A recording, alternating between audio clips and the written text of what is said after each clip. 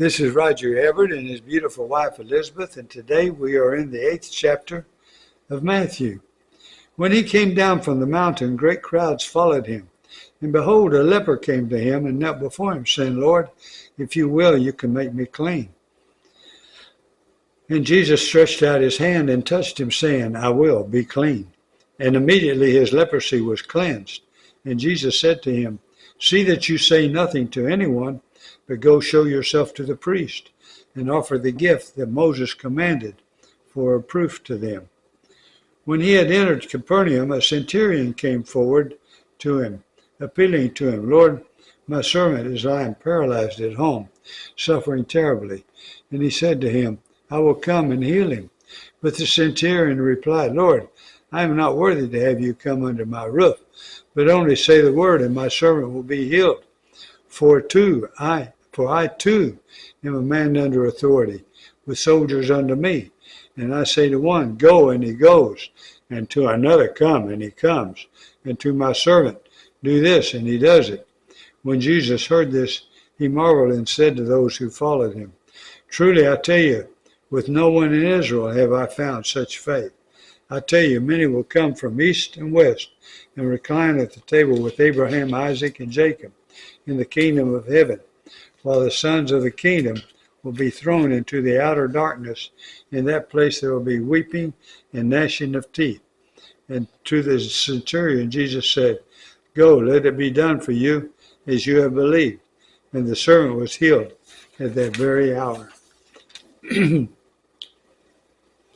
Now when Jesus entered Peter's house, he saw his mother-in-law lying sick with a fever.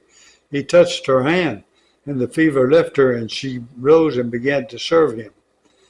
That evening they brought to him many who were oppressed by demons, and he cast out the spirits with the word and healed all who were sick. This was to fulfill what was spoken by the prophet Isaiah. He took our illnesses and bore our diseases.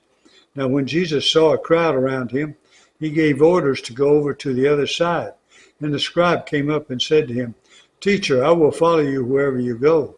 And Jesus said to him, foxes have holes, and birds of the air have nests, but the Son of Man has nowhere to lay his head. Another of the disciples said to him, Lord, let me first go and bury my father. And Jesus said to him, follow me, and leave the dead to bury their own dead. And when he got into this boat, his disciples followed him, and behold, there arose a great storm on the sea, so that the boat was being swamped by the waves. But he was asleep, and they went and woke him, saying, Save us, Lord, we are perishing. And he said to them, Why are you afraid, O you of little faith? Then he rose and rebuked the winds and the sea, and there was a great calm. And the men marveled, saying, What sort of man is this, that even the winds and sea obey him? And when he came to the other side, to the country of the Gadarenes, 2 demon-possessed men met him, coming out of the tombs, so fierce that no one could pass that way. And behold, they cried out, What have you to do with us, O Son of God? Have you come here to torment us before the time? Now a herd of many pigs was feeding at some distance from them, and the demons begged him, saying, If you cast us out, send us away into the herd of pigs. And he said to them, Go. So they came out and went into the pigs, and beheld the whole herd rushed down the steep bank into the sea, and drowned in the waters. The herdsmen fled, and going into the city, they told everything, especially what had happened to the demon-possessed men. And behold, all the city came out to meet Jesus, and when they saw him, they begged him to leave their region.